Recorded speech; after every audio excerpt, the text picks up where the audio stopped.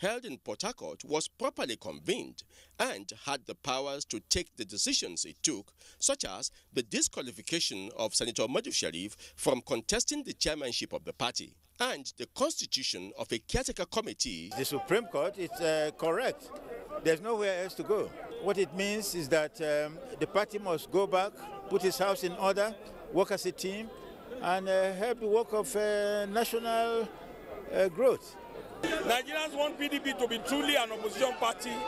There's no democracy without opposition. What a very opposition does to democracy is to put the government power on their feet, to see that they live up to expectation.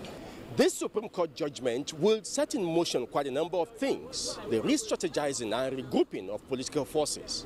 But what Nigerians will be looking forward to ultimately is good governance, which indeed can be provided by the party in government and the opposition party. From the Supreme Court, Femi Okeowo, NTA News. Well, members of the People's Democratic Party have been reacting to the court ruling affirming Senator Ahmed Makarfi as party caretaker committee chairman. Our correspondent Ahmed Ambali was at the party secretariat to capture the mood. It's a bit quiet here for now. There's not much activity going on, but I can rightly inform you that earlier on, party supporters of the Senator Ahmed Makarfi caretaker committee, following the judgment at the Supreme Court that reaffirmed him as the authentic party chairman, they all came in their numbers here to the party secretariat to literally take over the place following that judgment.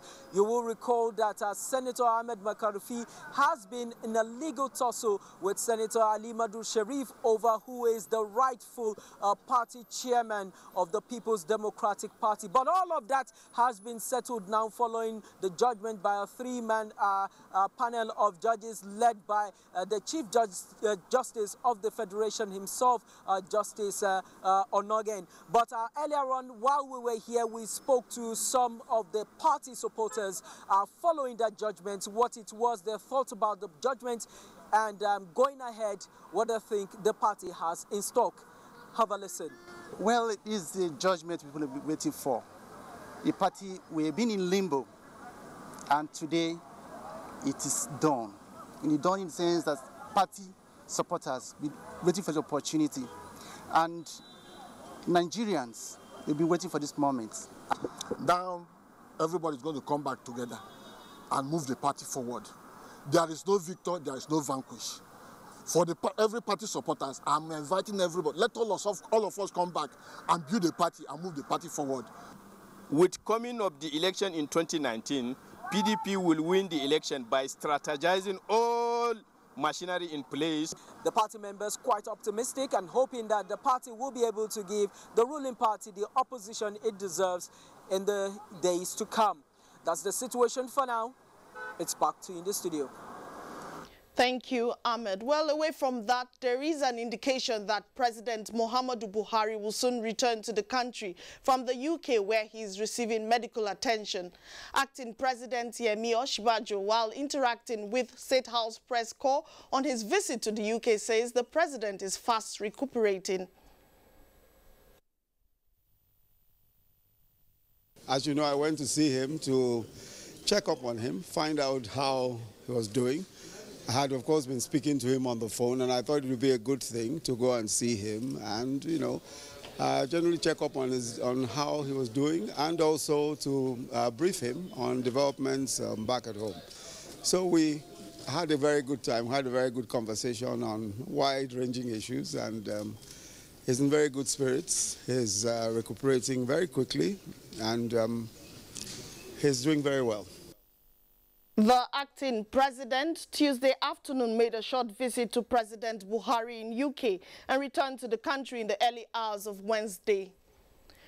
Ademola Adeleke, representing Osun West, has been sworn in by the Senate President Bukola Saraki. Ademola Adeleke, who replaced his late brother Isiaka Adeleke, swept 9 out of 10 local governments in the by-election.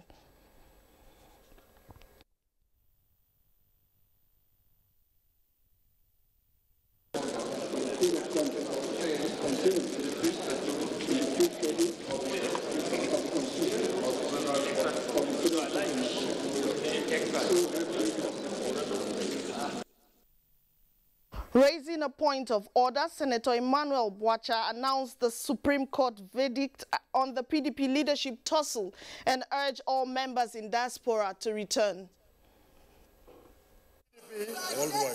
Worldwide, that there is no winner, no vanquish. Yes. All our sons who are in diaspora to come back home, so that we can position this party for a better Nigeria tomorrow.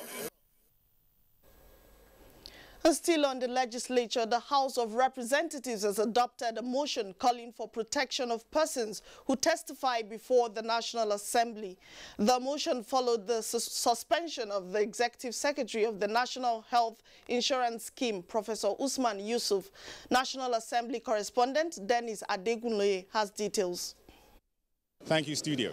I have with me here now the Chairman, House Committee on Healthcare Services, Honorable Chike Okafor of Imo State, to talk more on the matter with us. Thank you. Thank you very much. Some time ago, we had to take we did a motion where we were going to look at the activities of the scheme vis-a-vis their relationship and activities of the health maintenance organizations. And we are still on that assignment. And the public hearing that we had on the 21st and 22nd was a part of that investigative activity. And he came, all the critical stakeholders in the health sector were there. We were looking at that. We're still looking at that. Just 1 week after, he was suspended for reasons we don't know. I also have with me the Chairman, House Committee on Health Institutions, Honorable Betty Apiafi. Thank you for your time again. Thank you. So just give us your thoughts on this issue brought up by your colleague. You know, as a house, we must protect those who come to give witnesses when we are having a public hearing. And if the Executive Secretary has made some revelations, the House should be allowed to conclude their public hearing. Thank you very much, ma'am. Well, the Honourable Minister will have his own day before the House when he will give explanations as to why he suspended the Executive Secretary of the NHIS. For now, it is back to you in the studio. Thank you, Dennis. Moving on, Minister of Power Works and Housing, Babatunde Fashola, has described the disagreement between his ministry and the National Assembly as healthy for the nation's democracy. The minister, while speaking to State House correspondent Jide Onifade, cautions that it would not be right to describe the disagreement differently so as not to redirect attention from what the real issues are.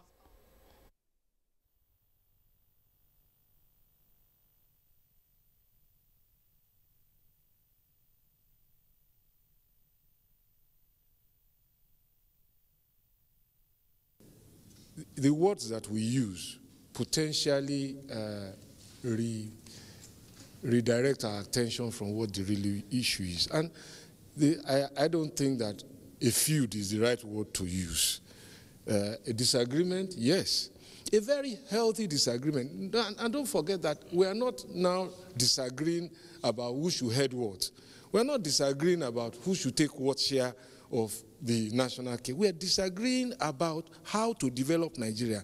And this is, for me, a very, very healthy development for our democracy. And I'm sure that with the leadership that the Senate President, the Speaker of the House of Representatives, and the principal officers and the acting president are providing, we will resolve this in the ultimate interest of who we serve, the Nigerian people. Well, in 1984, President Muhammadu Buhari, as then head of state, fought vices to a standstill, a trademark he maintains with no compromise on issues of corruption. President Buhari's dogged fight against corruption received continental endorsement when the African Union invited him to lead the crusade. And experts on NTA's current affairs program, Tuesday Live, say the battle on corruption can be won through collective support. Talatu Ezirike tells us more. Corruption, a global phenomenon, has been a major setback for advancement in the African continent. Corruption was identified an impediment to the achievement of the Millennium Development Goals, MDGs, on the continent. A lot of corruption going on at all levels. A trend the African Union says must stop and has endorsed President Muhammadu Buhari to champion the fight against corruption in the continent. These event watchers believe will yield the desired results to guarantee overall growth. The political elite should understand that their survival, their existence as a class is dependent on the existence of a nation. There must be an anti-corruption ideology to which we should subscribe to. Subscribing it as a party, subscribing it as an institution, subscribing it as a state. This is what we need. The large percentage of our population is young, and we need them to be looking up to somebody that represents something so that they can aspire to be like that person. You have a leader who is actually walking the talk and living the talk. For others, the need for holistic approach, especially to strengthen institutional framework to tackle corruption. We all say corruption is bad, yet when we say a corrupt person, we want to embrace him. So this contradiction, there is need for us to address. Everybody is being very careful. I learned some pastor says, if you see anybody who is corrupt in your church, blow the whistle. Even in the mosques, blow the whistle, so that all of us will fight corruption together. We are working towards having the united Africa that we have always dreamt of. It is strongly held that the fight against corruption will be won in the African continent for advancement. Analysts sound a note of warning that the bulldog can bite. Talat Ezerike, NTA News. Meanwhile, Nigeria is on the verge of finalizing the corruption risk assessment report to ensure efficiency in the nation's public expenditure and e-governance system.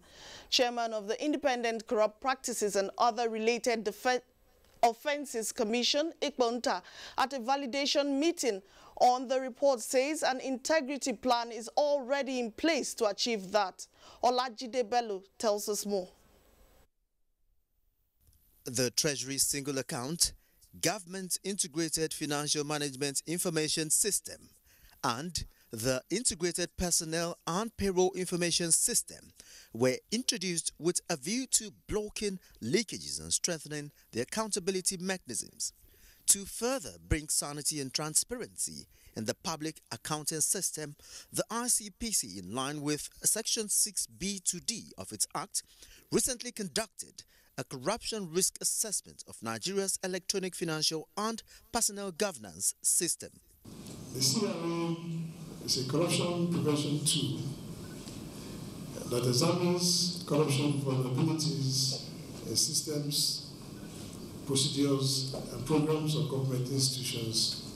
In this case, federal government financial management and budget execution process. It became very clear from the discovery they made that there was a need to integrate the GIVMIS, the IPs, and the BVN. It is review those processes you believe are prone to corruption, and then direct and supervise the review of those processes. 10 states of the Federation were covered by the corruption risk assessment. In Abuja, Olajide Bello, NTA News. As the first summit on the establishment, management and operation of Truck Transit Park opens in Abuja, the federal government has expressed commitment towards addressing infrastructure deficit in the country. Oyinaya Kaluoka reports. It is quite common to see indiscriminate parking of trucks along Nigerian major roads, sometimes these trucks being on the same spot for days. Statistics reveal that Nigeria loses about 730 billion naira yearly due to illegal parking. The challenges posed by truck drivers on transit in a developing country like Nigeria are enormous due to the long distance they cover, as well as its centrality as a mode of transportation in the country. Damaging road shoulders, loss of man-hours on transit, and accidents are just few of the problems. I've been on this trip for past 4 days now. The fatigue that the drivers are passing through on our roads on a daily basis is very enormous. It uses the carriage capacity of the road. Transport infrastructure experts in the summit argue that the economic losses estimated at billions of naira are enough to construct about 313 standard gauge rail lines. The stand of the Minister of Transportation, Rotimi Chibike Amechi, is that construction of the transit park is expected to commence in the next 1.5 years through public-private partnership initiative. The high statistics of road accidents and loss of cargo occasioned by a bad road is of concern to government. It is to this end that the imperative of providing truck transit parks comes to the fore. We need to have modern transport infrastructure, and the truck transit park is an off-the-highway structure. The truck transit parks, when completed, will generate job opportunity in the neighborhood of 15,000. Oyinaya Carlo Oka, NTA News. And it's time now to join Ademola in Lagos for more reports from that zone. It's over to you, Ademola.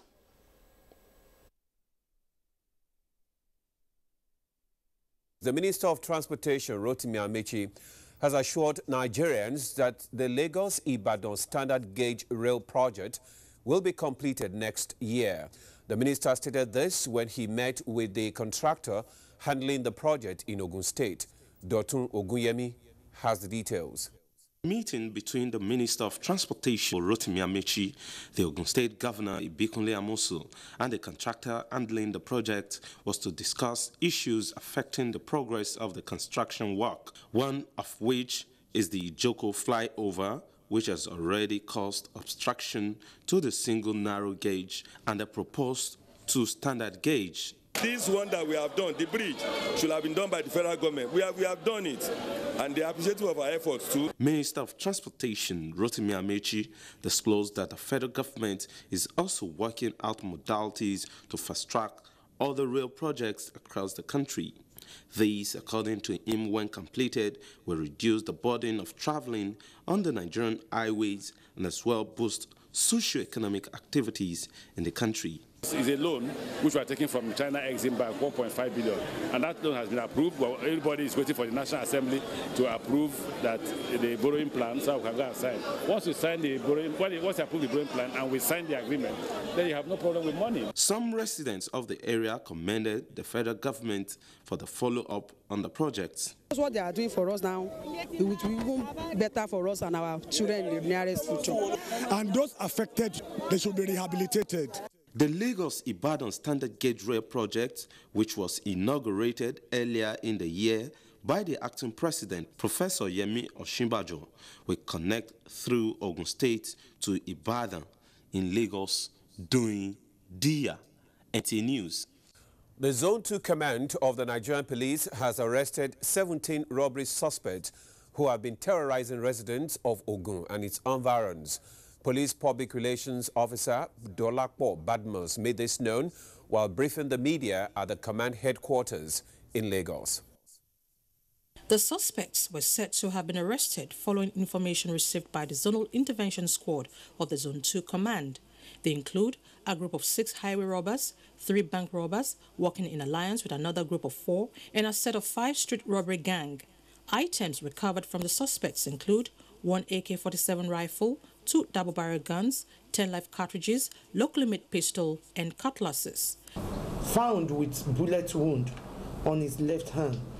After his arrest, investigation revealed that this said Rabiu Abiodun, who is an ex-convict, belongs to a gang of armed robbers who operate around Itori area of Ogun State.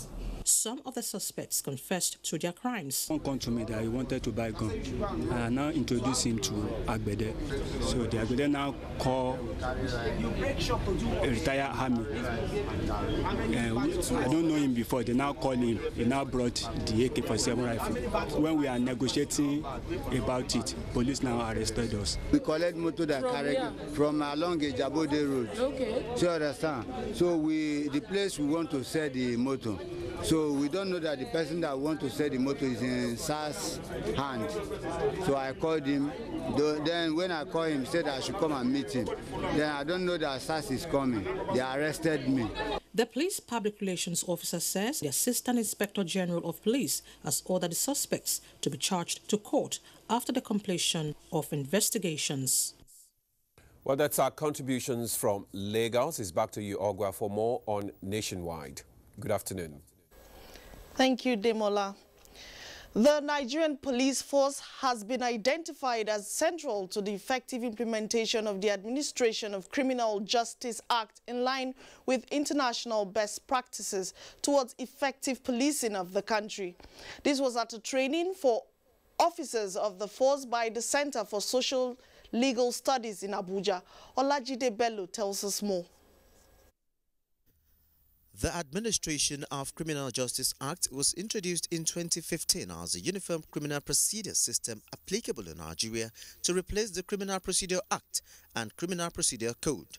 The Criminal Justice Act seeks to promote efficient management of criminal justice institutions and speedy dispensation of justice, and also protects the rights of the defendant and the victim in spite of the broad legal environment to be covered by the Act.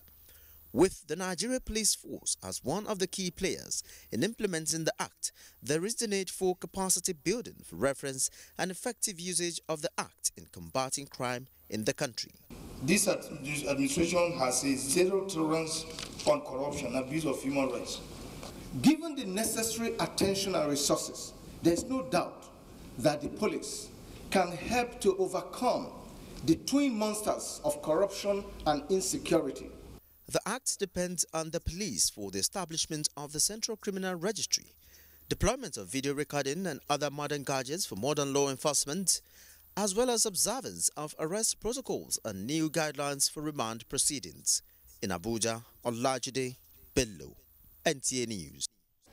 And this is a reminder that you can watch this news live online via the NTA mobile app, which you can download on your Android device at the Google Play Store or at the Apple Store if you use devices with iOS. You're still watching Nationwide on the network service of the NTA. More reports after these short messages. From what we have seen, we have the capacity which we can rapidly develop or feed in ourselves.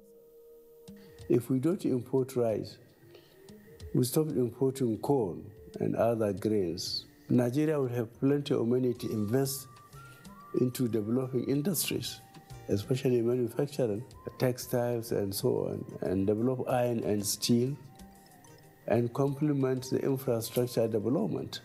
So really, the opportunities are virtually limitless, and we are very, very aware of this, and we are prepared to exploit it to the fullest.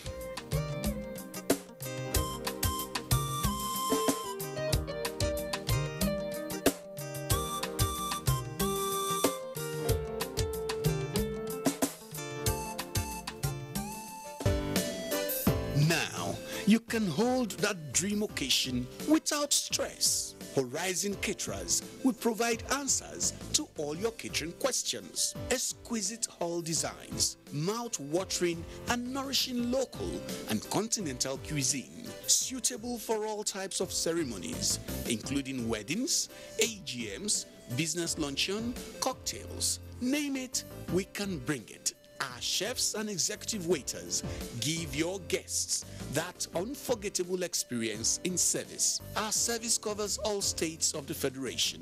Call us today to book your occasions. 0805-502-9637, 0803-450-9726, 0909-9708-111.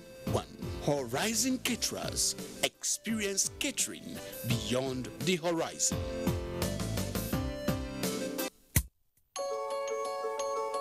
The Future Assured project of the wife of the President, Aisha Muhammad Buhari, is carrying out free medical screening and distribution of food items at various IDP camps while ensuring the economic empowerment of women through training and skill acquisition.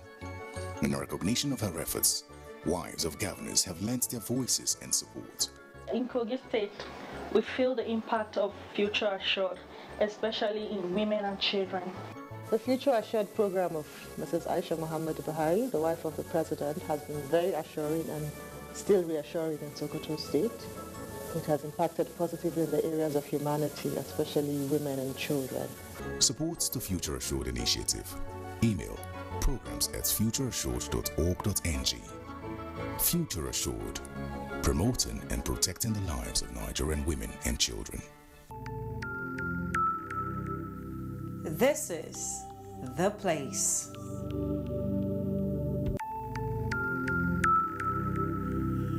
This is where you make that bold move. This is where it all happens. This is where dreams are made. Join us every Sunday from 6:30 p.m. on NTA and Star Times.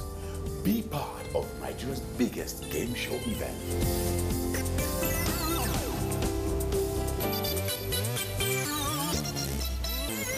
Give and take. Win big. Live your dreams. The power to win is within.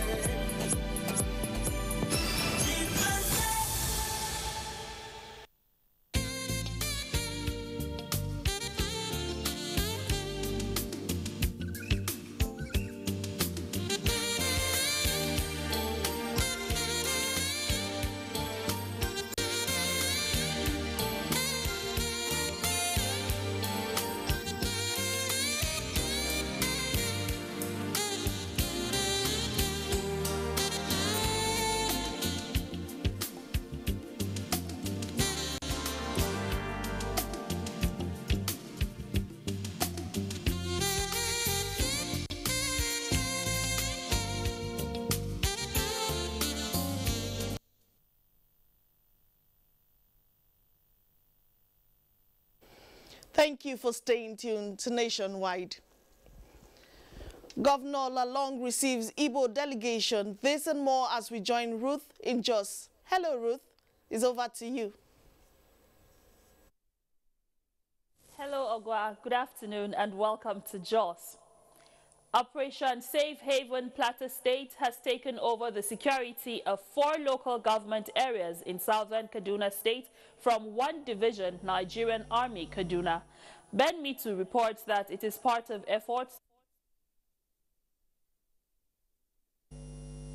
This military base was formerly 4 battalions carved out of one division of the Nigerian Army, Kaduna, during the 2011 post-election crisis to quell tension in the area. For convenience and ease of surveillance, it has been handed over to Operation Safe Haven Jos and is now to be known as Forward Operations Base. I will formally hand over the 4 local governments, Kaura, Zangon Kataf, Jama, and Sangha local governments, to Operation Safe Haven, headed by you, sir. Commander Operation Safe Haven, Major General Rogers Nicholas, called for peace, tolerance, saying Nigeria belongs to all, as he pledged to reach out to all key players in the peace-building process of the area. We must respect each other's religion. We must respect each other's attitude. We don't want the situation people who take laws into their hands. A lot has been done in this place. A lot of lives have been lost. A lot of properties have been lost. We don't want that to happen again. Earlier, commanding officer of the 4 Battalion, Lieutenant Colonel Hassan Bello, said people of the area are working together for peace. From Angwarimi, Baju, Zangu Kataf local government, Ben Mitu, NTA News. To further equip and enhance the operations of Nigeria Police to adequately address the emergent trends in crime, the Inspector General of Police, Ibrahim Idris, says there is the need for collaboration with other security agencies. The IG said this at the graduation of officers for the Advanced Detective course at the Police Staff College, Jos. Caleb Gochin has the details.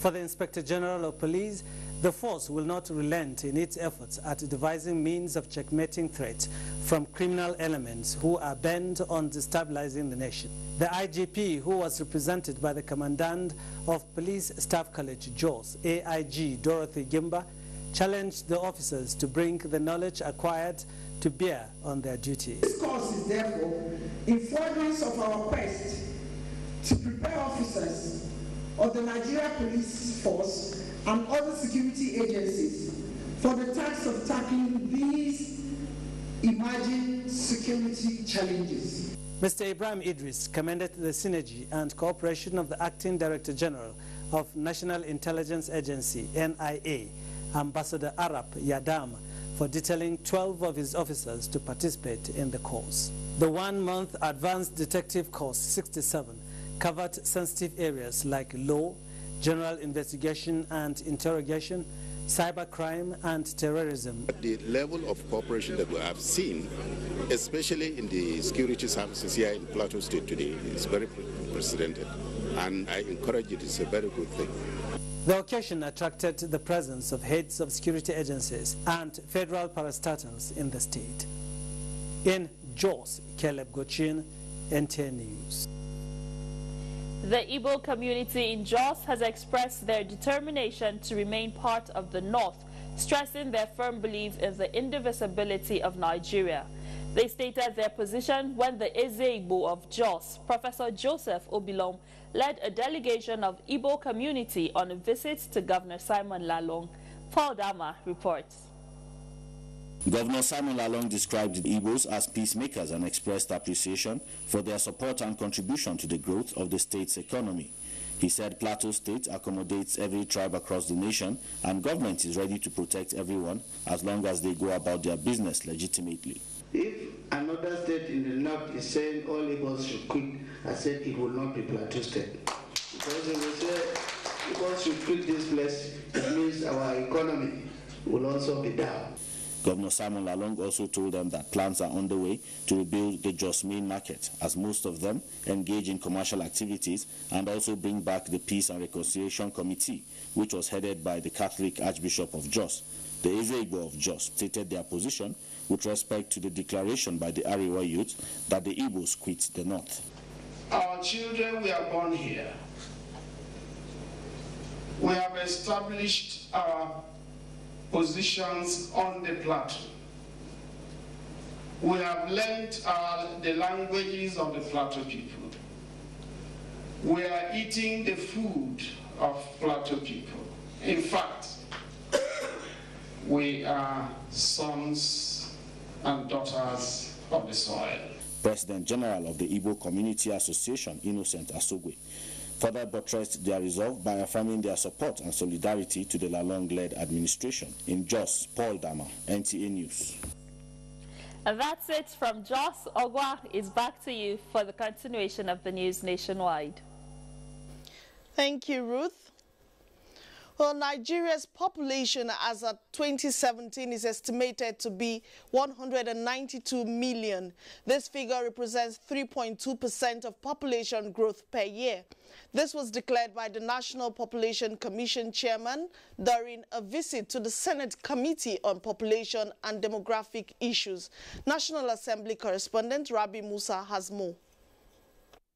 The FCT Commissioner Aliyu Daniel Kwali, who represented the chairman, told the Senate committee that estimated population of children between 0 to 15 years now stands at 44%, while the projected population of Nigerians by 2050 will be about 400 million. The main focus of this policy is to achieve accelerated economic growth, eradicate poverty, protect the environment, and provide high-quality social services to achieve balance between population growth rate and available resources. Chairman, Senate Committee on Population and Demographic Issues, Suleiman Hunkoi, promised that the National Assembly will come up with legislation on how best the country's population growth will be managed, adding that there is strength in a productive population growth. The Senate and the House here very apt, willing, and always calling on if there are areas we could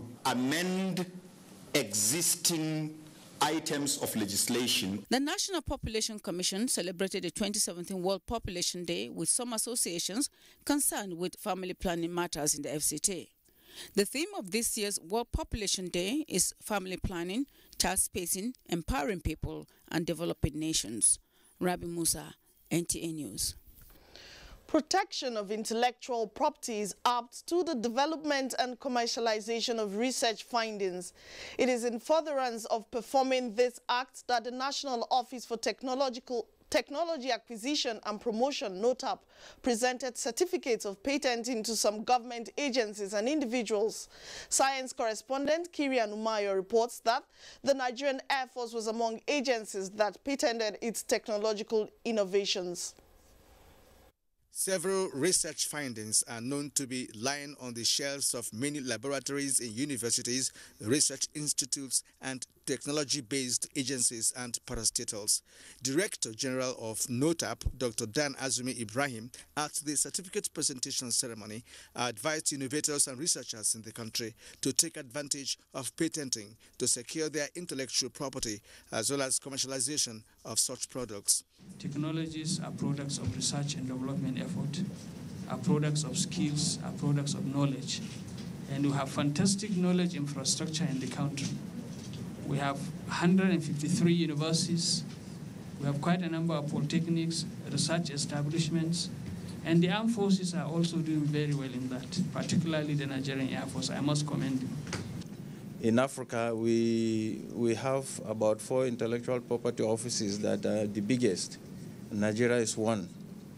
And if in my office we continue to have only 50 patent applications in a year, I don't think it reflects the wealth of intellectual knowledge this country has. Air Vice Marshal Isiaka Bukar, who received the patent certificate on behalf of the Nigerian Air Force, assured the Director General of NOTAP that the Air Force has the necessary skills to develop more complex technologies required for the advancement of its technical operations. The event attracted young innovators of Nigeria who are into local content software development. Local content is one of our primary objectives. If you see, all of our solutions have local, they are built by local people from scratch to finish. And if you also visit our labs, you see that most things we do is that we look at what has already been done, we reinvent the wheel.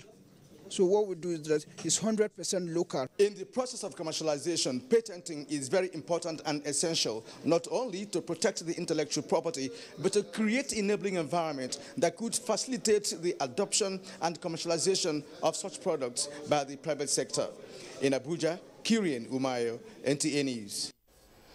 Enugu State House of Assembly passes Universal Basic Education Amendment Law. Ngozi in our Enugu Network studio is standing by with this and more. Thank you, Vivian, and welcome to Enugu Network Center. The Enugu State Universal Basic Education Amendment Bill has been passed by the State House of Assembly. The amendment law has provided a legal framework for strengthening and updating the state basic education system. Susan Eze tells us more. In the report of the Joint Committee on Education, Gender Affairs and Judiciary, the House dissolved into Committee on the Whole for clause-to-clause consideration of the amendments and recommendations of the Committee on the bill. It was thereafter read the third time and passed. Cited as the Enugu State Universal Basic Education Amendment Law 2017, the new law has replaced the 2005 law, which has become obsolete in the face of emerging new trends in basic education system. Besides providing the framework for streamlining the system to, among other things, provide for early childhood care education, catering for ages 1 to 5 in the public school system, help in policy formulation, the new law also empowers the State Commissioner for Education to oversee the activities of the Enugu State Universal Basic Education Board. It also defines the functions of the board. In Enugu, Susan Eze, NTA News. The need for government at all levels to strengthen and sustain the health delivery system to include the correction of newborn anomalies in hospitals has been emphasized. Chimobi Walton Naji has a report. Infants born with correctable congenital abnormalities and other cases were left to die without medical attention for lack of skill in medical practice. But with deepened research, the narratives have changed as over 80% success is now recorded from newborn surgeries. However, The need for more research and awareness creation gave rise to the topic of the lecture titled Newborn Surgery in Developing World, Dissecting the Gains, Challenges and Advances. The lecturer, Professor Sebastian Okuchukwu Ekenze, enumerated some of the newborn cases so far handled with high success rates to include conjoined twins, intestinal atresia, and other congenital anomalies. Some of the challenges, according to him, are delayed presentation of cases, parental ignorance, and poverty. Some participants at the lecture, including a parent of one of the survivors of newborn surgery, said the choice of the topic is apt as it addresses the gains and successes of pediatric surgeries. Our aim is to ensure that children born with congenital anomalies should not be left to die. And one of the ways to recognize their special problem is to create a special center for them to be catered for. The lecture emphasized on training and retraining of pediatric surgeons, improved antenatal care, and proper examination of babies as ways of correcting some of these anomalies. In Enugu, Chimobi Walter Nnaji, NTA News. Accurate data collection and storage, often referred to as database, has been identified as a way out of the rigors people go through during registration and updating of information regarding individuals' identity with network providers and other related agencies. Ngozi Silva Technocare takes a look at the experiences of Enugu residents when faced with need for data updates. Forget about it, but if they improve the technology, once I misplace my SIM, I can just go to them. It's a lot of time, and it was very, very stressful, like really stressful. Those were the reactions of people who spoke with NTA News regarding the stress and process they go through to register their SIM cards. They said they are also subjected to similar rigorous process during welcome back in case of stolen or damaged phone. Speaking on the social and economic implication of lack of database in Nigeria, Mr. Chukwuma Igbokwe remarked that without accurate data of the population, such as sex, age, and other identification informations, the process of national planning in the areas of employment, development, as well as production of certain goods and services will be difficult. The state coordinator of National Identity Management Commission stated that presently the commission is carrying out a harmonization process with other identity gathering agencies to enable them issue every registered person with national identification number NIN and a multi-purpose electronic identity card. We have a world-class identity management system here. We call the National Identity Management System in NIMSI, and it's foolproof. We don't have any reason to doubt the database we have. She therefore advised commercial banks and other related organizations to honor the national identification number issued to people during banking transactions, among others. In Enugu, Ngozi Silva Technical, NTA News. That's all from Enugu Network Center. Is back to you, Vivian, in Abuja, for continuation of Nationwide. Ngozi. Well, authority of the University of Maiduguri says it is experiencing uninterrupted academic activities despite the incessant attack on the university community by Boko Haram insurgents, leading to loss of lives and property. Spokesperson of the university, Professor Danjuma Bako, who joined other guests on NTA's program Good Morning Nigeria, provides an update on the institution's activities. He says constant dialogue among the school authority, host community and development partners have helped this far. The guests agree that the peace currently being enjoyed could be sustained and improved upon with the ongoing federal government intervention program. We are planning to reopen in October, and so we realize that we have to take certain immediate steps to ensure that the campus is safe and secure for staff and students and our guests and visitors. So we have started that. With regards to the construction of a perimeter fence or wall, the University of Maiduguri is within a wall already. The only concern now is with the eastern flank of the university. Insider threats have been mentioned, and I think that's something that they need to look closely at. There is, most times when an attack occurs, there is information from someone within, especially since we've seen specific targeting of some locations within that particular institution. And General Officer Commanding 7th Division reassures University of Maiduguri military support to secure the institution. Let's join Lami now in Maiduguri for details and more. Hello Lami, over to you. Thank you, Vivian. We're glad to have you join us in Maiduguri. Commissioner of Police, Borno State, Damian Chukwu, says 12 members of the civilian JTF alongside 7 villagers died in Tuesday night's multiple suicide attack on Mulai Kalmari and Sabongari Mulai at the outskirts of Maiduguri, the Borno State capital. Maimuna Garba brings us the details. The Commissioner of Police said 4 female suicide bombers infiltrated Mulai Kalmari and Sabongari Mulai, where they detonated their IEDs at 3 different locations within the communities. According to him, the first bomber targeted civilian JTF sandbag location very close to military guard location in Mulai Kalmari, while another suicide bomber managed to infiltrate a morning arena in the same village and detonated her IED.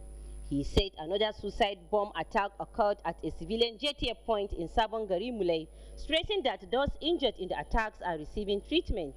In spite of the military actions and other severe actions on them, they have not surrendered.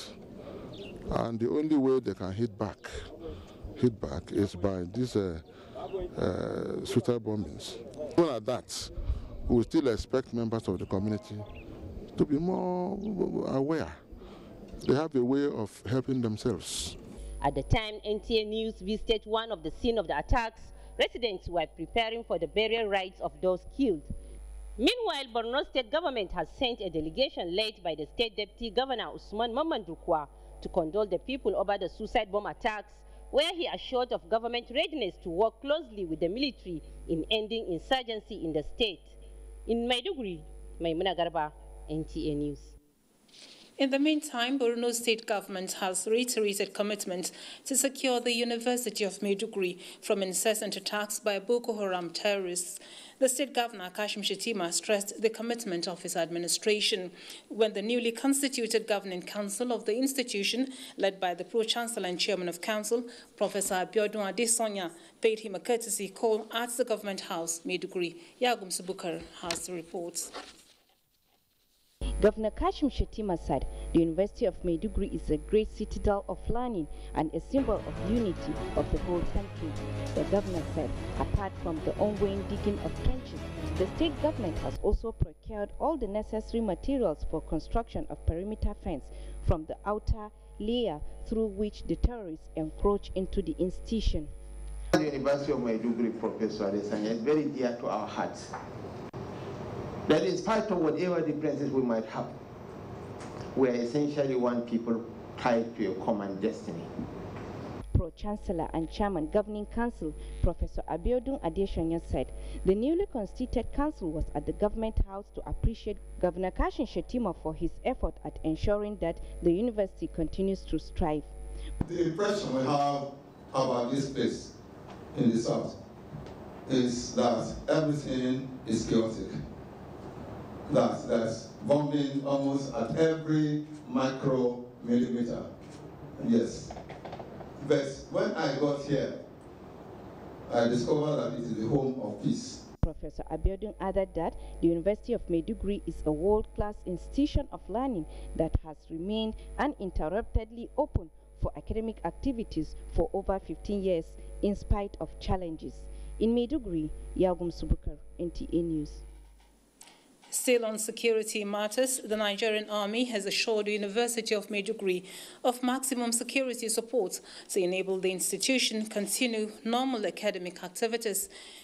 General Officer Commanding 7th Division Nigerian Army, Brigadier General Ibrahim Man Yusuf, gave the assurance when he visited the institution. Maimuna Garba has more.